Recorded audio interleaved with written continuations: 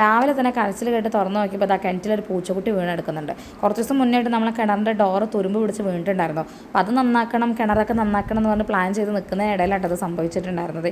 എന്ത് ചെയ്യണമെന്ന് ഒരു മാർഗ്ഗമില്ലാതിരിക്കുന്ന സമയത്ത് വേഗം ഇങ്ങോട്ട് അരിക്കുട്ടനെ വിളിച്ചു. അരിക്കുട്ടനെ ഇങ്ങോട്ട് ഓടി വന്നിട്ട് അവരാണ് നമ്മളെ കിണറ്റിൽ നിന്ന് നമ്മളെ പൂച്ചക്കുട്ടിനെ എടുക്കാനുള്ള പ്ലാനുകളും കാര്യങ്ങളൊക്കെ ചെയ്യുന്നത്. അവൻ മാത്രമല്ല, അവനെ കട്ട സപ്പോർട്ടായിട്ട് നമ്മുടെ താത്തയുണ്ട് കേട്ടോ.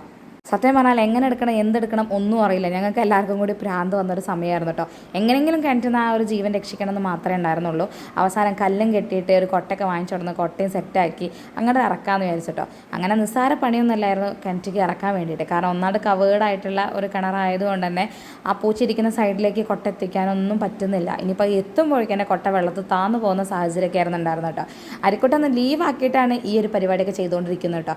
അവൻ്റെ ആത്മാർത്ഥത ഞാൻ കണ്ടില്ലെന്ന് നടിക്കുന്നില്ല ഗൈസ്. കാരണം അവൻ്റെ കഷ്ടപ്പാട് ഇച്ചിരിയൊന്നും അല്ലായിരുന്നു, കുറച്ച് അധികം സമയം ഉണ്ടായിരുന്നു. ഇടയ്ക്ക് വെച്ചിട്ട് എനിക്ക് എൻ്റെ കേസിൻ്റെ ആവശ്യമായിട്ട് തന്നെ കോടതി വരെ പോകേണ്ടതായിട്ടുണ്ടായിരുന്നു. അവിടെ പോയി വന്നപ്പോഴേക്കുള്ള കാഴ്ച നിങ്ങൾക്കൊന്ന് കാണണ്ടേ. വേറെ ഒന്നുമില്ല, കാടും പൊന്തൊക്കെ വെട്ടി നന്നാക്കിയെന്നല്ലാതെ പൂച്ചേനെ മാത്രം കിട്ടിയില്ല കേട്ടോ. പൂച്ചേനെ എടുക്കാൻ വേണ്ടിയിട്ട് കുഞ്ഞിനേട്ടനും ടീമൊക്കെ വന്ന് ഇറങ്ങിയൊക്കെ ചെയ്തു. പക്ഷേ ആ സമയത്തിനുള്ളിൽ തന്നെ പൂച്ച അതിൻ്റെ ഉള്ളിലുള്ളൊരു ഗുഹയ്ക്ക് അങ്ങോട്ട് പോയിട്ടോ. ഗുഹ എന്ന് പറയാൻ പറ്റില്ല, ചെറിയൊരു മട. എങ്ങനെ ആ കിണറ്റിൻ്റെ ഉള്ളിൽ ആ മട വന്നു എന്നൊന്നും നമുക്കറിയില്ല കേട്ടോ.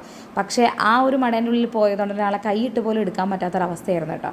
ഈ ഒരു തക്കത്തിൽ അവർ വെള്ളം മുഴുവൻ ക്ലീൻ ചെയ്ത് അവിടുത്തെ കാടൊക്കെ വൃത്തിയാക്കി. ഇതൊന്നും കണ്ടിട്ട് സഹിക്കാതെ ഒരാൾ ഭയങ്കര ബഹളം വെപ്പായിരുന്നു കേട്ടോ. അവസാനം ഞാൻ കൂടിൻ്റെ അടുത്ത് നിന്നുകൊണ്ടാണ് അവർ ബാക്കി കാര്യങ്ങളൊക്കെ ചെയ്തത്. ഞാൻ നിൽക്കുമ്പോൾ അവളങ്ങനെ ബഹളം വയ്ക്കൂലേ.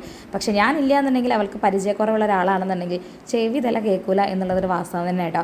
അവർ പക്ഷേ ഒരുപാട് കഷ്ടപ്പെട്ടു അതിനെ എടുക്കാൻ വേണ്ടിയിട്ട്. പക്ഷേ പൂച്ചക്കുട്ടി വന്നില്ല കേട്ടോ. ഒരുപാട് വിളിച്ചപ്പോഴും ആൾ വരുന്നില്ല, ആൾ പേടിച്ചിരിക്കുകയാണ്. രാത്രിയൊക്കെ ഞാൻ പോയി നോക്കിയപ്പോഴും ആൾ ആ മടയിൽ നിന്ന് ഞാൻ തലയിട്ട് നോക്കുന്നുണ്ട്.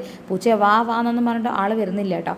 ഒരുപക്ഷെ എല്ലാവരും കണ്ടപ്പോൾ ആൾ പേടിച്ചിട്ടുണ്ടാവും കേട്ടോ. തിരിച്ച് ഞാൻ അകത്ത് വന്നപ്പോൾ അത് രണ്ടെണ്ണം ഇരുന്നിട്ട് TV കാണാൻ കേട്ടോ. കൂടുതൽ TV കാണാൻ ഇഷ്ടം ശങ്കരിക്കാണ് കേട്ടോ.